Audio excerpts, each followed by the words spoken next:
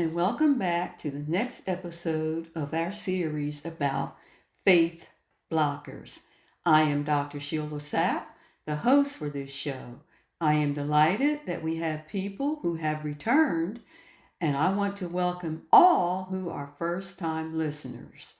As I delve increasingly into faith and its importance of our walk and journey, I am learning even more how it is key to unlocking everything and bringing us closer to God's promises and the blessings we have inherited as God's children.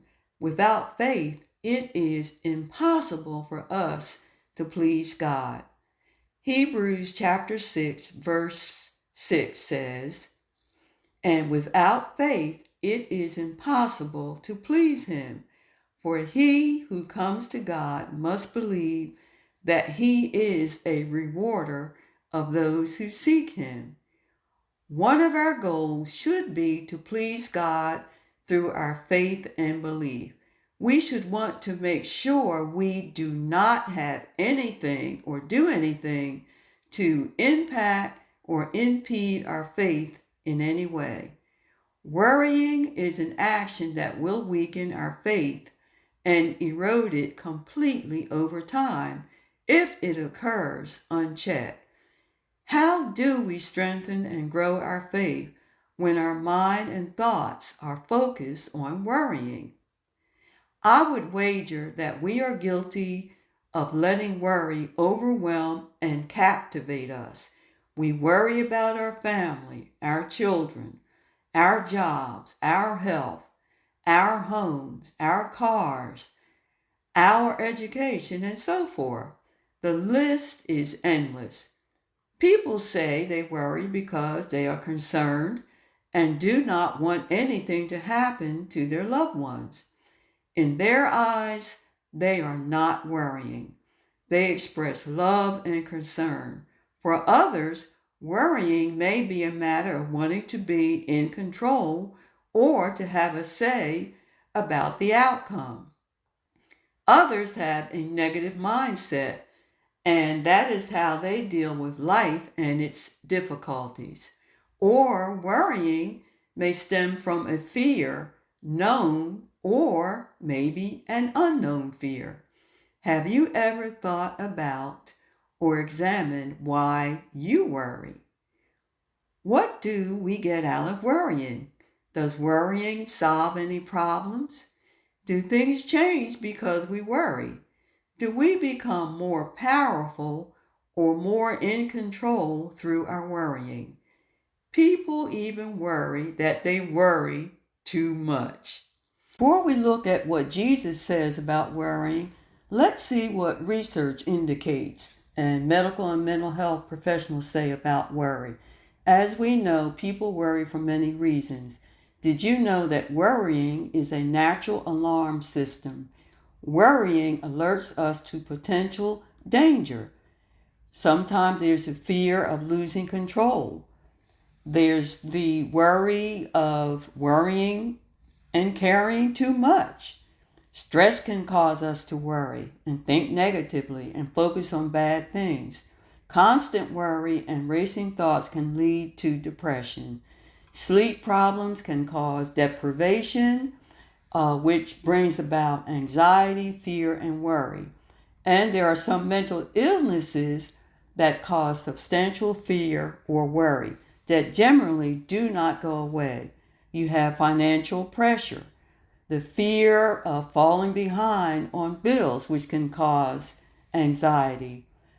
Occasional worries are normal, but excessive, uncontrollable worrying can indicate an anxiety disorder. Excessive worrying can take a toll on your health, leading to anxiety and depression, elevating stress levels, and weakening your immune system. Of course, you should consult a doctor or a mental health professional if you worry and your anxiety causes significant emotional distress. Some experts contend that thinking that we worry more than the next person is based on a misguided perception. We may be actually worrying as much as everyone else, but it may seem like it is less because they do not talk about what worries them. And there are some psychology experts who believe that some people worry more because they are emotionally sensitive. According to research, the more emotionally sensitive people are, the more they will find bad situations devastating.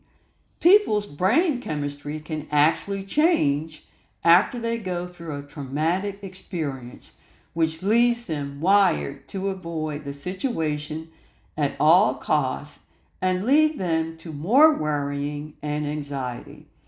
There are psychologists who believe that there are those of us who are born predisposed to worry more than others. They did these studies that tracked children from birth to adulthood.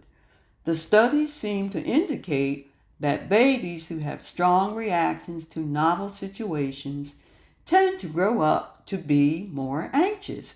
Although the research subjects all had different upbringings and challenges in life, the data showed that those who were highly reactive as babies have a higher likelihood to worry more as adults than those babies who were less reactive. I want to personally share that as the oldest of 6 siblings, I had the responsibility of looking out for my younger siblings. I think this responsibility caused me to experience a little worrying as a child. I always worried about them not doing the chores our mother assigned that we were supposed to complete before she came home from work. There were times that I did the chores myself to avoid any unpleasant consequences. Then, as a school administrator, I carried an entire building on my shoulder. You are responsible for everyone in the building. No one ever wanted anything tragic to happen on their watch. Field trips, bus rides, and after school activities could be very worrisome and stressful. The last year of my year as principal at Crooked River, I prayed every day that that school year would end without any major happenings, and I asked God to protect everyone in the building. I knew if anything happened near the end of the school year, everything that I did prior to that incident would be forgotten by parents, staff, and the community. I would be remembered for whatever tragic event happened, so I was anxious and worried until the last bus and car pulled away on the very last day of school. Now, I have briefly shared and discussed some perceptions and research and professional information about worrying. The Bible has a wealth of scriptures about worrying and anxiety. I'm going to read a selection of scriptures that address worrying and states what Jesus says about worrying. They are Philippians chapter 4, verses 4 through 6. Do not be anxious about anything, but in everything, by prayer and supplication, with thanksgiving, let your requests be made known to God. And the peace of God, which surpasses all understanding, will guard your hearts and your minds in Christ Jesus. 1 Peter chapter 5, verse 6 and 7. Humble yourselves, therefore, under the mighty hand of God, so that at the proper time he may exalt you, casting all your anxieties on him, because he cares for you. John chapter 14, verse 27. Peace I leave with you, my peace I give to you, not as the world gives, do I give to you. Let not your hearts be troubled, neither let them be afraid. 2 Timothy chapter 1, verse 7. For God gave us a spirit, not of fear, but of power and love and self-control. Psalm 55, verse 22. Cast your burden on the Lord, and he will sustain you. He will never permit the righteous to be moved. Hebrews chapter 13, verse 6. So we can confidently say, the Lord is my helper. I will not fear. What can man do to me? Joshua chapter 1, verse 9. Have I not commanded you? Be strong and courageous. Do not be frightened, and do not be dismayed, for the Lord your God is with you wherever you go. I always like to share or recommend what you can do if you yourself are worrying and are overly anxious. Now, the list that I am sharing is not all inclusive. 1, you can memorize a scripture that you can recite aloud. You can also, number 2, write scriptures on index cards, post them around your house, or put them in your purse or wallet. Read them when needed as a reminder. Number 3, listen to gospel songs that calm your spirit. Number 4, you can participate in mindfulness and meditation. There are a wealth of activities and exercises on YouTube. Number 5, be still, have quiet time. Number 6, get rest and maintain a consistent sleep schedule. Number 7, take naps. Number 8, laugh, watch funny movies. Number 9, exercise, walk, ride a bike. Number 10, journal and read. Here are some additional things that you can do along with reading the scriptures, praying, and studying the Bible. Practice self-compassion. I think that sometimes we don't give ourselves grace. We don't take care of ourselves. So think about that. You do need to take care of yourself. Have mercy on yourself and give yourself grace. And share your fears with friends and family. Don't keep things in. If you are experiencing anxiety and are fearful, do take time to talk to someone. And practice gratitude.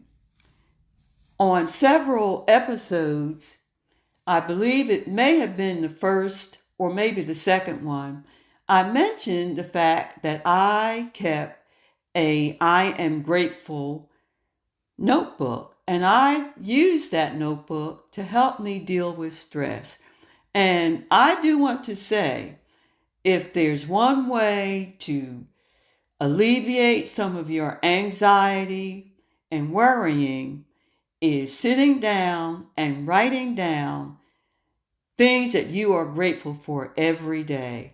It will just put you in a better mood, and you'll feel better about your plight and what's going on around you. So that's something that I would advise everyone to do, whether you are a worrier or not.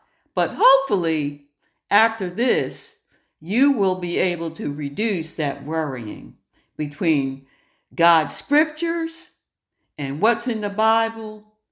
You should no longer be a big-time worrier.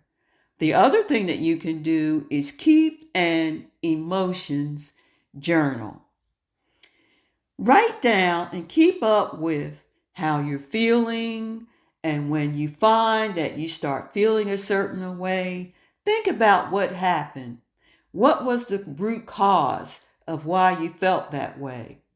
And what are some things that you can do so that in the future, if this situation comes up again, then you can think about and strategize and find another way to handle that situation so that you will have more positive emotions and that you won't be prone to worrying and being anxious about it.